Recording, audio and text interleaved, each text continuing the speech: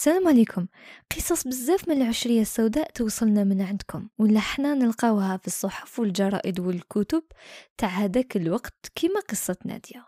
على بها حبينا ندير لكم ركن جديد في القناة سميناه قصصات من العشرية السوداء، وفيه ننقل لكم الحدث اللي صرا في هذاك اليوم والشهر والسنة كيما راه شغل عايشين في هذيك اللحظة. القصاصة الأولى يوم 31 مارس 1993، عنوانها الهجوم على ثكنة بوغزول والجيش يقضي على 23 إرهابي. احنا الآن في شهر مارس سنة 1993، في شهر سيدنا رمضان، والأزمة الاقتصادية خانقة للجزائريين وهي اللي خلتهم ينتفضوا في أكتوبر 88. تلقى غير لاشين قدام سوق الفلاح والغاشي يسنى في دالته يدي قرعة زيت ولا بطاطا مطيش، وهاد الشي كامل وزادتها الأحداث السياسية اللي رايحة تجي من بعد، وتوقيف المسار الانتخابي والصدام الكبير اللي وقع بين السلطة وبين حزب الفيس في العاصمة والمدن الكبيرة. كل يوم مظاهرات وتجمعات وإضرابات رايحة تخلص بالعصيان المدني اللي جاب فكرته سعيد مخلوفي اللي دار كتاب صغير وخطير سماه العصيان المدني، الأسس والأهداف، وبين فيه الخطوات اللي رايحين يمشيوا عليها، وهي البيان، المعارضة، المظاهرة، المسيرة، المقاطعة، الإضراب العام، تعويض السلطة. بزاف حوادث صرات، بصح ما كان حتى واحد يتوقع باللي الصدام السياسي رايح يتحول لصدام عسكري بين الدولة الجزائرية وبين جماعات اختارت العنف وسيلة وطريقة. والخطير في هذا أنها حسبت كامل اللي يخدموا في الأمن والجيش وفي مؤسسة الدولة عدو ويدعم في الطاغوت ولازم يقتلوه ويتخلصوا منه. هذه الجماعات في الأول كانت تحتاج السلاح وتحتاج باش تبدأ عمليتها، على بها رايحين يبداو يهاجموا الكازيرنا تاع العسكر والبريغات تاع الجدرمية ولا بوليس، رغم أنه ما عندناش معلومات كبيرة على السلاح الأول منين جابوا هذه الجماعات، بصح على بالنا باللي كانوا يخطوا من الثمانينات للسلاح وكانوا يضغطوا على قياداتهم باش يفكروا في العمل المسلح، كون السلطة والجيش ما يعطيهمش الحكم في مكان بعيد على الجزائر العاصمة، وبعيد على الحس تاع المدينة والغليان السياسي، وبعيد حتى على الاهتمام والشك، في منطقة يسموها بوغزول، منطقة كان مقرر باللي تولي عاصمة ثانية للجزائر، وفيها كازيرنات بزاف تاع الجيش الوطني الشعبي. وفي واحدة من هادو الكازيرنات رايحة تصرى عملية كبيرة يديروها الإرهابيين ويسرقوا الأسلحة ويقتلوا أكبر عدد من الجنود. عملية كبيرة وخطيرة كما هذه لازم يكون فيها عنصر متواطئ، وهكا قالوا باللي هذاك الوقت كاين اللي عاون الإرهابيين في العملية وهو عنصر من الداخل هو اللي عاونهم باش يدخلوا للكازيرنا. ما راناش عارفين الطريقة اللي دخلوا بها الكازيرنا، بصح انتشرت أخبار في الجورنال في هذاك الوقت يقولوا باللي ضابط الحراسة والمساعد تاعو دخلوا 6 أشخاص غرباء الكازيرنا وكانوا يحسبوهم عسكر فايتين من تم من بوغزول ورايحين الكازيرنا واحدة أخرى. دخلوهم باش يفطروا في رمضان، وراكم تعرفوا الكرم وتقاليد الجزائريين في رمضان، بصح الإرهابيين رايحين يغدروا باللي يفطروهم. بعد ما دخلوا الإرهابيين الكازيرنا لبسوا لبسة العسكر اللي قدروا يسرقوها من الكازيرنا ولا جابوها معهم من برا من عملية واحدة أخرى داروها ضد الجيش الوطني. في الأول هجموا على الجنود 4 الحراس وقتلوهم بكل وحشية غير بالموس السلاح الأبيض، وهذا قبل دقائق برك من آذان المغرب. بعدها راحوا الضباط المناوبة والنايب تاعو زادوا قتلوهم كيما قتلوا الحراس 4. بعد ما نفذوا الإرهابيين 6 هاد الجريمة أعطوا الأمر والإشارة لصحابهم اللي برا باش يدخلوا الكازيرنا في كاميو، وكانوا 29 إرهابي. كي دخلوا الإرهابيين مجموعة منهم هاجمت الريستورون وين كانوا أو الريستو وين كانوا يفطروا الجنود وقدروا يسيطروا عليهم ونحاوا لهم سلاح، ومجموعة أخرى هجمت على المكتب اللي فيه الموزع الهاتفي وقتلوا 2 جنود كانوا خدامين تما بالموس تاني وخربوا التجهيزات. بعدها راحوا للهدف الحقيقي اللي جو على جالوه هو مخزن السلاح، بصح الجندي اللي كان عساس فاق بهم وتير عليهم الرصاص وقدر يقتل منهم إرهابي اسمه فيصل، يقولوا باللي كان وليد حركي والأمن يحوس عليه من عام 1992، ومعروف باللي كان يروح للشرق الأوسط وعنده باسبور فرنسي من مدينة رودز ولاية أفيون. وقبل ما يهربوا الإرهابيين اللي هجموا الكازيرنا في 3 كماين كانوا يسنوا فيهم البرا بعد ما تكشف أمرهم الجنود في الكازيرنا وجراو موراهم، قتلوا الجنود اللي كانوا محتجزينهم في الريستو بالموس وزرقوا لهم سلاحهم. سمع الأمن والجيش في الكازرنات الأخرين بالضربة هذه، وقبل ما يطيح الليل كانوا مسركلين كامل البلاصة اللي محطوطة وقريبة من الكازرنة، داروا البراجات وقعدوا يحوسوا على المجموعة الإرهابية بالطائرات. غدوة من داك قدروا الأمن يكشفوا 3 طوموبيلات هربوا فيهم الإرهابيين كيما رومبوان عمورة اللي بعيدة 5 كيلو من جندل القريب لسد غريب. بصح الإرهابيين رجعوا لجهة تامز غيدة في المدية كيعرفوا باللي الجيش والدرك داري لهم باراج.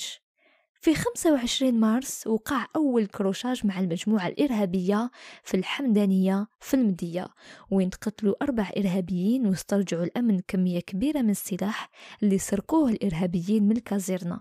كيعرفوا الإرهابيين باللي راهم حاصرين من الجيش والدرك في البلاصة اللي صارت فيها العملية وباللي راهم غالقين عليهم الطرق كامل، حاولوا يهربوا ويتخباوا بلبسة سيفيل ويركبوا في النقل العمومي نورمال باش يخرجوا من المنطقة اللي محاصرين فيها، وتقسموا لزوج مجموعات، كل مجموعة ركبت في كار طريق المدية بليدة ومعاهم السلاح المسروق مخبي في صاشيات.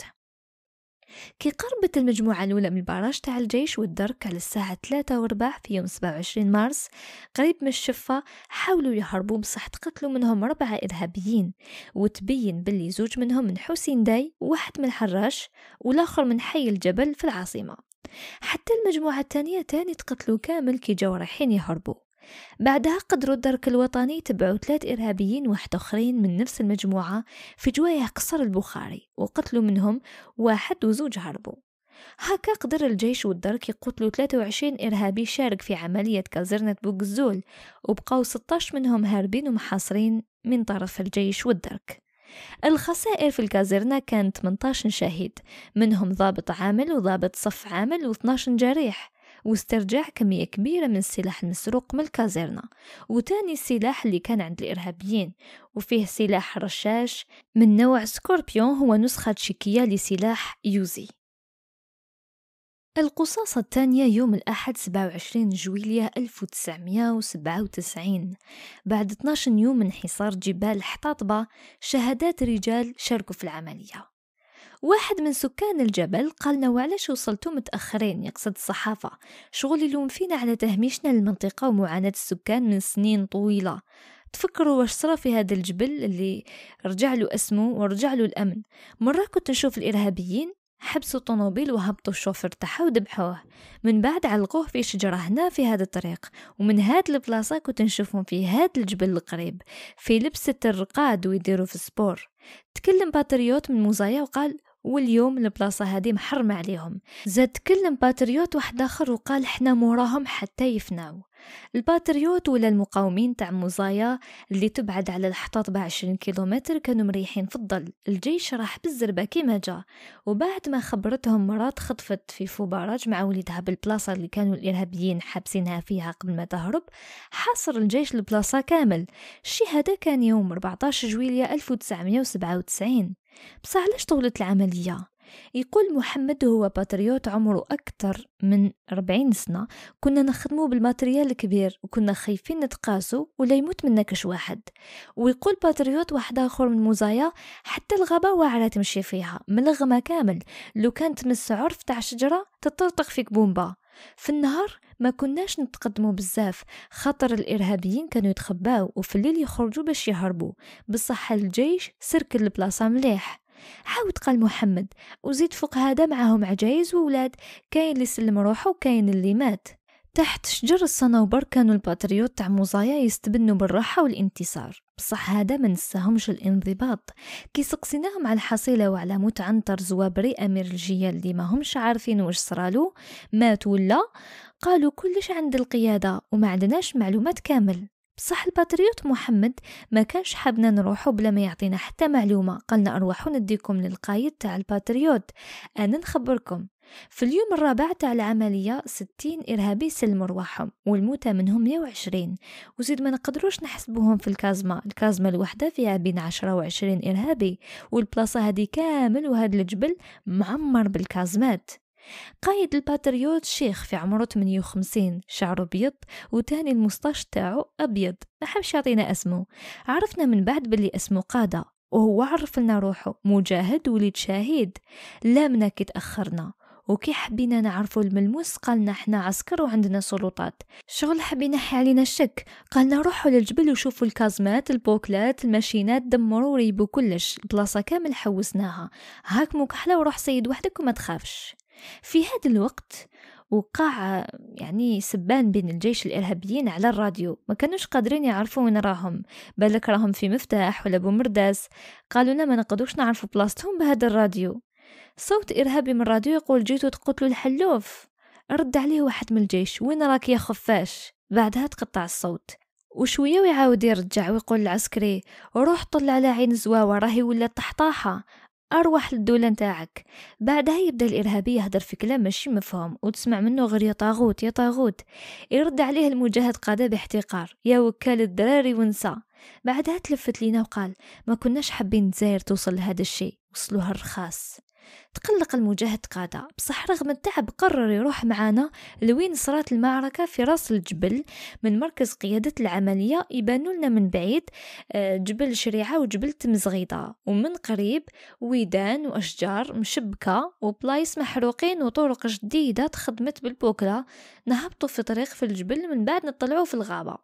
لقينا الحفرة الأولى ولا الكازما طولها 8 أمتار. قالنا المجاهد قادة لهنا ماتوا لنا 2 رجال.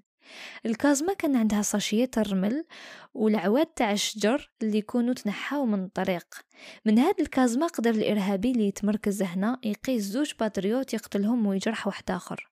كنا في وضعية دفاع، ومن بعد كي عرفنا بلي الحالة وعرة جبنا سلاح الخشين، ولازم باتريوت يرجعوا اللور ويخلوا الجيش هو اللي يتدخل. على الجوانب تاع الكازما مادة شغل كاين طاشات بيوضة هكا، هذا هو لانجري اللي يخدموا به البومبات.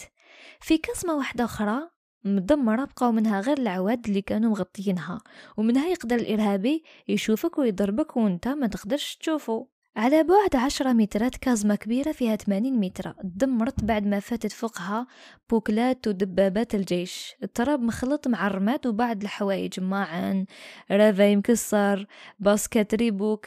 لتحت كاين تاني كازمات واحدة اخرين قريب الوحدة منها حفرة. تقدم الباتريوت حمد غير بشوية وزاد قالنا أرواحوا غير بشوية وحطوا رجليكم. وين نحط رجلي أنا؟ طلع على حفرة في الأول كان يحسبها كازمة دفاعية، من بعد يحسبها حبس. شاف فيها صاشيات يحسبهم في الأول ملح، من بعد قال واقيلا ديناميت. حبي يتأكد منها، تيرا 3 رصاصات وتنشع قائد المجموعة كيسمع رصاص. وقالنا هيا نروحوا ونرجعوا مرة واحدة أخرى. احنا راجعين قربت من القائد تاع الباتريوت المجاهد قادة وسقسيتو كيفاش قدروا يبنوا ويخدموا هادو الكازمات كامل بلا ما يفيق بهم حتى واحد. قال لي هذا هو الشيء اللي محيرني، والمشكل هادو الكازمات بعد على القرية غير 300 متر. زدت سقسيتو حبيت نعرف شحال عدد الإرهابيين اللي تقتلوا بالضبط، ويا درا زوابري كان منهم ولا لا. قال لي والله ما تسمع مني خبر، روح للقيادة. هنا تفكرت بيان الجية اللي بعثته الجمعية اللي فاتت في الإذاعة ميديان مروكية، وقالت فيه زوابري مازال يقاتل مع أصحابه. وزاد قال البيان بكل وقاحة ويستمتعوا بالبنات المخطوفات من الثانوية. الجية محتاجة تخبي موت زوابري، بصح وعلاش السلطة ما بينتش الأمر؟ قربت من باتريوت واحد آخر وزدت سقسيته، بصح جاوبني كيما جاوبني القائد تاعو. ما نقدرش نجاوبك، القيادة هي اللي تعرف. جاو خبراء لهاد البلاصة بصح ما نقدرش نجاوبك، بالك مازال حي. هذا واش صرا يوم الأحد 27 جويلية 1997، وحنا اليوم نعرفوا بلي الإرهابي زوابري ما تقتلش في هذه العملية، وراح يبقى 3 سنين واحدة آخرين حتى يتقتل في سنة 2000. القصاصة الثالثة يوم 4 مارس 1998، وهي تكملة للقصاصة اللي فاتت وعنوانها الحطاطبة بعد عام. تمحاو أثار سنوات الهمجية وما كان حتى واحد يعرفها ولا يسمع بها لو كان ما صراتش فيها هذيك الأحداث الكبيرة والتغطية الإعلامية اللي مشات معها ونفضت عليها غبار النسيان. وتصادف هذا الشيء كامل مع العملية العسكرية الكبيرة اللي دارها الجيش الوطني الشعبي ضد أهم معاقل الجية في غابة الحطاطبة، وقايدهم عنتر زوابري والجماعة اللي معاه اللي داروا هاد الجبال معقل ومخبأ ليهم سنوات بزاف. في هدوك الأيام عاشت بلدية الحطاطبة وقت صعيب، العسكر بالسلاح تاعو والدبابات يقنبل وصوت الانفجارات في كل بلاصة مدة 11 يوم. فوتتها قوات الجيش الوطني الشعبي بعتادها العسكري الثقيل والقوي باش تحاصر غابة عين الزواوة وتضرب الإرهابيين بالرصاص والبومبات. وعاونوهم في هذه العملية الناس اللي تعرف البلاصة مليح من وليدات مزارع الحطاطبة والشرطة وحا، خاصة المجاهدين اللي كانوا أحسن عون للجيش في كشف خدع الإرهابيين والأساليب اللي يديروها وكيفاش يتخباوا في الغابة. الشيخ العيد 62 سنة، واحد من هادو المجاهدين اللي شاركوا في ثورة التحرير وقاوموا فرنسا، وكانوا من أوائل اللي رفضوا جرائم والطغيان تاع الإرهابيين في الحطاطبة ورفد السلاح وواجههم. لقيناه في دار البلدية مع المير كي زرنا المنطقة في يوم حار، ولو كان ماشي الموظمو والتجار اللي يجيبوا للسوق الخضرة من كل الولايات تقول الناس ما كانش في هاد البلاصة قاع. يقول عمي العيد على أيام العملية العسكرية ما كان حتى واحد يعلم باللي كاينة قاعدة خلفية الإرهابيين في غابة عين زواوة، خاصة في هاد الغابة من واد الظلام حتى القطارة، لو كان ما راهيش هذيك الطفلة اللي هربت من الإرهابيين. واحد النهار وهي راجعة لدارها في منطقة الزاوية حكموها الإرهابيين وخطفوها بعد ما قتلوا رجلها اللي غدروه في داره. بصح هاد المرأة قدرت بذكائها تهرب وتتسلل بين إرهابيين وراح تجري عند الجيش الوطني الشعبي، وبفضل المعلومات اللي قدمتها للقيادة العسكرية توفرت للجيش نظرة شاملة على المجموعة الإرهابية، ومن ثم هذا الأمر سمح باش يحاصروهم والقضاء عليهم. حسب الأخبار اللي كانت عندنا في هذاك الوقت عدد الإرهابيين محاصرين 100 إرهابي، كاين اللي قال 200 كاين اللي قال 300. وسائل الإعلام تكلمت على خبر مقتل زوابري في العملية، بصح ما راهوش هذا هو المهم بالنسبة للسكان الحطاطبة هو التخلص من هاد المجرمين الأشباح اللي يسكنوا الغابة. عمي العيد ما راهوش هو المجاهد الوحيد اللي كافح الإرهاب في الحطاطبة، أمثاله بزاف كما الشيخ المجاهد أحمد من مزرعة صفراني محمد، رغم أنه في عمره 70 سنة بصح ما ترددش في حمل السلاح والبندقية مرة واحدة أخرى ضد الإرهاب الأعمى بعد ما رفضها ضد الاستعمار، وكان على باله بلي الإرهابيين ما راهمش رايحين يحترموه ولا يحترموا المجاهدين وتضحياتهم اللي قدموها للجزائر في ثورة التحرير، وما راهمش رايحين يرحموا شيخوخته ولا يرحموا النساء والولاد في المزرعة، لو كان يلقاو الفرصة في يوم من الأيام يهجموا عليهم. العائلات 37 اللي تسكن في الحطاطبة حست بالخوف من يوم ما بدأ تشكيل المجموعات الإرهابية في المنطقة، وزادوا حسوا بالخطر كي شافوا الإرهابيين يفوتوا عليهم على طرف الواد مرة على مرة. يقول الشيخ المجاهد أحمد اللي مشى معنا للواد في آخر المزرعة، كيما راكم تشوفوا الواد غامق بزاف وما تقدروش تشوفوا الاخر تاعو، كان مركز عبور الإرهابيين يتنقلوا فيه من الأطلس البوليدي حتى الحطاطبة. الواد اللي حكيت لكم عليه يكمل واد جر اللي ينبع من جبال تامز غيضة ويفوت على مزايا وبوفاريك وحجوط، وبسبة الشجر القوي اللي يخليك ما تشوف والو الجيش قطع الشجر وحرق الأحراش باش يفرز الدواوير على الغابة باش يقدروا الباتريوت والمقاومين يشوفوا ويراقبوا البلاصة مليح. والدليل على أنه البلاصة خطيرة بزاف المجزرة اللي وقعت قبل عامين في مزرعة صفراني قريبة للواد، مجموعة إرهابية جات على الواد في ليلة من ليالي عام 1996 ودخلت لوحد الدار معزولة وهدت العائلة بالسلاح وطلبوا منهم يوجدوا لهم الماكلة وقالوا لهم ما نديروا لكم والو رانا غير فايتين منا، بصح ملي كملوا الماكلة غدروا بهم وقتلوا العائلة كاملة. هاد الحادثة غيرت نظرة الناس المزرعة كامل، وديجا قاع سكان الحطاطبة للإرهابيين اللي كانوا في الأول يقتلوا غير الأمن والجيش والدرك، ودوكا دوروها للسكان والعائلات اللي عايشة في عزلة. ماشي بعيد على مزرعة صفراني ب3 كيلومترات كاين حي رحماني اللي السكان تاعو اقتنعوا باللي طرد الإرهابيين والتخلص منهم يلزم حمل السلاح. مشينا مع المير لهذا الحي وتم لقينا السكان متفطنين ورافدين السلاح وعندهم عزيمة كبيرة باش يحميوا انفسهم وفلاحتهم وارضهم وعرضهم، وفعلا قدروا في رمضان اللي فات يتصدوا والمجموعة هجمت على الديار والناس. واحد من باتريوت حكى لنا على الهجوم، قال نتذكر كيفاش الإرهابيين تقسموا لزوج جماعات، واحدة ما راهمش بزاف وهادو تيراو علينا رصاص باش يستدرجونا ليهم، والمجموعة الأخرى كانت كبيرة كان فيها حوالي 20 إرهابي هجمت على ديار من الجهة الأخرى. بصح كي كنا نعرفوا الخطط تاعهم من قبل وحافظينها وقارينها خلانا نتوقعوا أي سيناريو راح يديروه ونستعدوا مليح. مزية المسلحين في القرية كانوا بزاف، وهذا خلانا نتصدوا للإرهابيين والهجوم تاعهم ونردوهم خايبين وخاسرين. عائلات الحي الرحماني عانوا بزاف من الإرهابيين قبل ما سكان الحي يتسلحوا، عانوا من الإرهابيين ومن السراقين وقطاع الطرق اللي فرضوا قوانينهم على الناس والسكان وتعدوا على أموالهم وأعراضهم، وآثار الرصاص على باب واحد الدار ما زالت كيحبوا يدخلوا على مولاها ويقتلوه خاطر ما حبش يعطيهم الدراهم. القصص الرابعة من بومرداس يوم الثلاثاء 21 أكتوبر 1997، عنوانها رحلة عبر شهادات من بومرداس وجماعات الموت تتراجع بفعل مقاومة شعبية. أخبار استسلام الإرهابيين تلحق وتنافس أخبار الحملة الانتخابية. بلديات بومرداس كامل عانوا من الإرهاب ما عدا بومرداس المدينة، وما ينسوش الآلام والخراب اللي داروه القتلة والمجرمين، خاصة البلايص اللي مازال ما راهمش آمنين. اللي يعرف المحال اللي قادر يديروه الإرهابيين القتلة مرهوش رايح يتفاجئ بزاف كي يسمع أخبارهم هنا والهيه. دوكا بداو يجندوا في الدراري الصغار اللي في عمرهم 16 سنة باش يديروا عمليات إرهابية. من شهرين صدات قوات الأمن لهجوم في شعبة العامر شاركوا فيه ولاد صغار عمرهم 16 سنة، وحتى شهادات المقاومين والباتريوت أكدت بلي الإرهابيين استغلوا الولاد في عمليات المراقبة وكانوا يعسوا تحركات الأهداف اللي يقولوا لهم. وفي مرات عمليات تجنيد الولاد تكون بالقوة. وانا هنا نفتح قوس ونقول لكم اذا تذكروا في قصة نادية كيفاش كان الارهابي احمد يبعث الاولاد الصغار باش يحسبوا الدرك والباتريوت في الباراجات. ونعاود نغلق القوس ونرجع نكمل.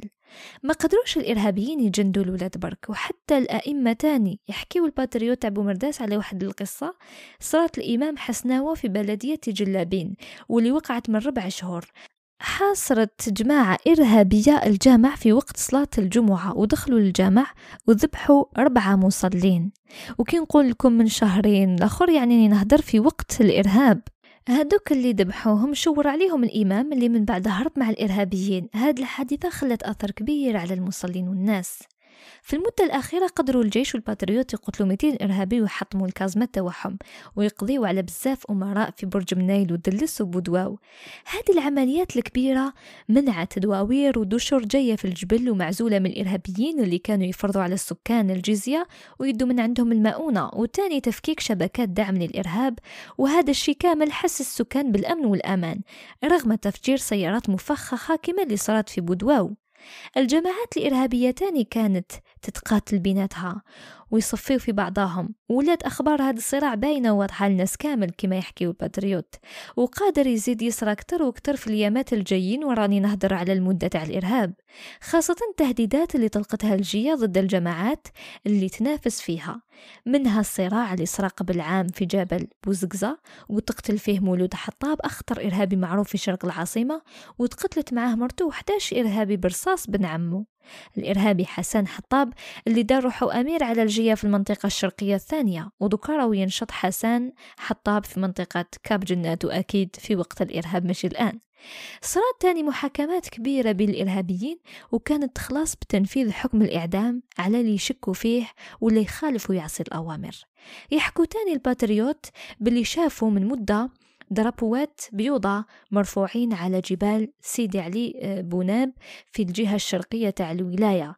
درابوات رفدوها جماعة مزراق بصح مازالوا ما استسلموش، وبالك يدخلوا في حرب مع الجية اللي ما عجبهاش الحال كي ترفعوا درابوات البيوضة على الجبال. بصح جماعة مزراق ما راهمش بزاف الجبل وبالك واحد 50 برك.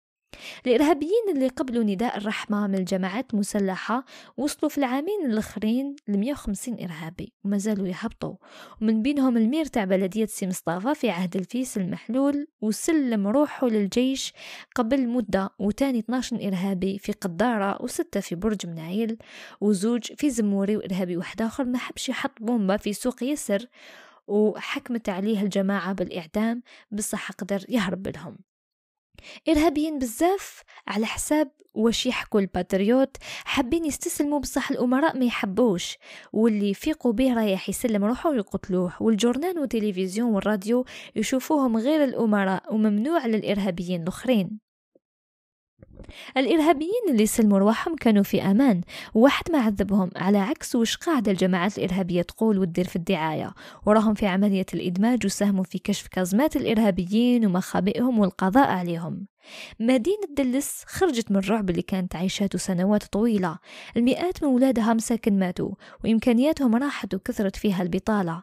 اليوم راهي لا باس وعادت كاينة فيها الموفمو الحركة في الدواوير والدشر، المواطنين تسلحوا باش يدافعوا على أنفسهم وأرزاقهم.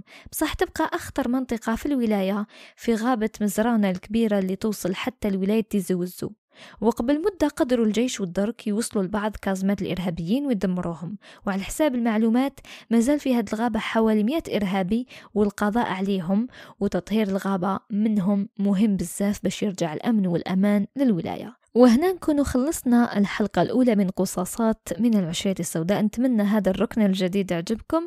استنونا في فيديوهات جديدة. ربي يحفظ بلادنا، والسلام عليكم.